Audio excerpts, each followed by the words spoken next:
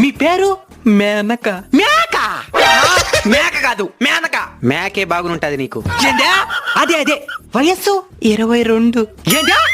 ముసిలెంటికి వచ్చి ముందరకి పడుతున్నాయి, నీకే 22. అది పాల నరుపు. బాల నరుపా? చిన్న వయసులోనే ఎంటుకలు తెల్లబడడం అంటారు. అయితే వయసు 22 అంటావు. అవును.